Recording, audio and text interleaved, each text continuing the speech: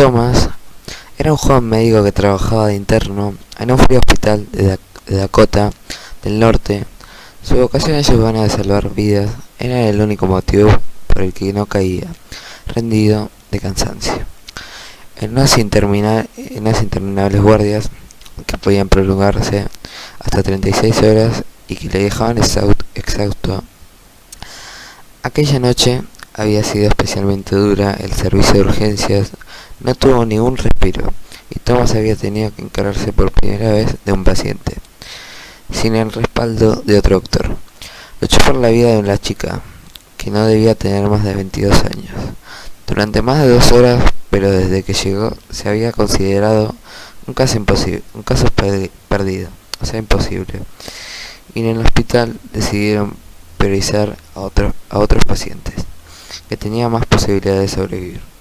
Los daños que había sufrido la joven en ese accidente de tráfico múltiple eran tan graves que incluso si Thomas hubiese conseguido obrar un milagro y la chica hubiese sobrevivido, las secuelas hubiesen sido tan graves que probablemente habría quedado en estado vegetativo.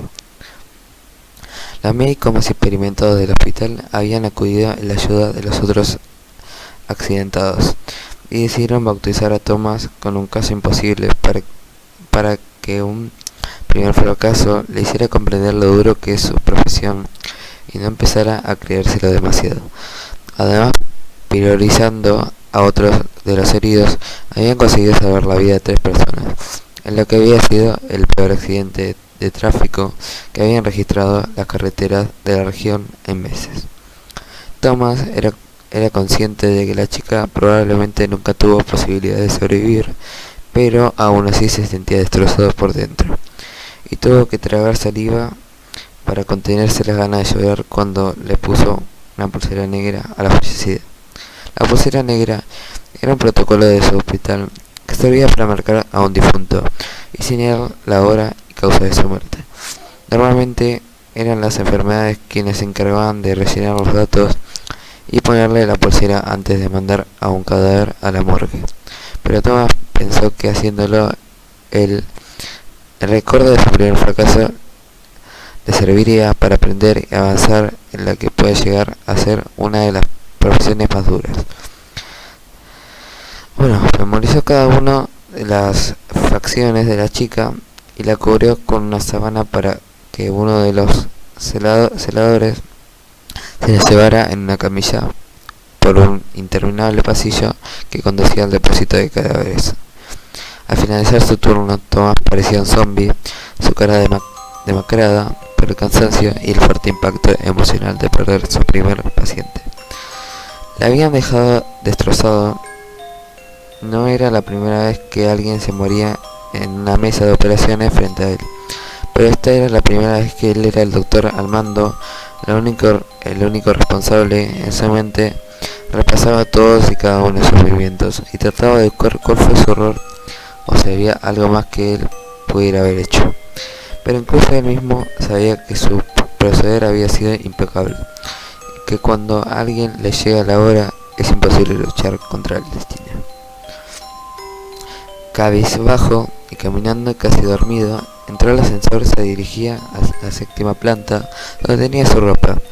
Lo único que quería era cambiarse e irse a dormir a la residencia, la que estaba a pocas calles del edificio del hospital. Era las 4 de la mañana y el hospital parecía vacío. Tan absorto estaba en sus pensamientos que casi ni se dio cuenta de que había alguien dentro del ascensor. Cuando entró, una mujer le saludó. Uf, yo creía que tenía mala cara. Chico, ¿pero qué te ha pasado? Thomas se giró y vio a una mujer de unos 40 años que le sonreía. Estaba casi tan pálida como él, y aunque no tenía muchas ganas de conversar, le contestó: hoy ha sido un día muy duro, no sé cómo estoy todavía de pie. Además he perdido a mi primer paciente, le dijo, mientras ponía un gesto que detonaba que estaba a punto de echarse a llorar. Pues por la cara que pones estoy seguro que has hecho todo lo que podías. No seas tan duro contigo. Muchas gracias, probablemente mañana pueda verlo de otra forma, dijo Thomas, mientras se giraba a ver por qué se había abierto la puerta del ascensor en una planta que ninguno de los dos había marcado. Al mirar fuera, vio la silueta de una joven en mitad del pasillo. Al terminar de abrirse la puerta del ascensor, comenzó a girarse lentamente hacia ellos. Thomas, al ver la cara de la chica, dio un salto hacia atrás y pegó la espalda a la pared del ascensor mientras señalaba a la chica que había afuera y trataba de decir algo sin conseguir articular palabra. De repente pareció recuperar el control de su cuerpo y se abalanzó hacia el panel del ascensor, presionando repentinamente el botón que cerraba las puertas. La mujer que había en el interior del ascensor se quedó mirándolo perpleja cuando la puerta se cerró, cuando faltaba menos de 1 metro para que la joven que había afuera entrara al ascensor. Esa chica, dijo tartamudeando del susto.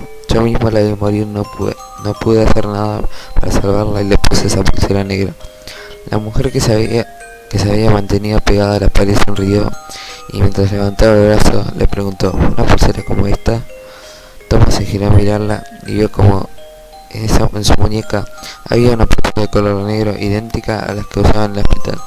El joven médico se desmayó del susto y en su caída agarró fugazmente el brazo que le mostraba la mujer con la que había compartido la charla en el ascensor. Un minuto después encontraron a Thomas aún desfallecido en el suelo del ascensor. Todos atribuyeron su desmayo al cansancio, pero él sabía que lo que había pasado era real. En su mano tenía una pulsera negra que había arrancado sin querer del brazo de la mujer que había en el ascensor, mientras caía desmayado. Al revisar la pulsera pudo comprobar que la mujer había fallecido 2 años antes en un accidente de tráfico, muy similar al de la chica que quiso salvar.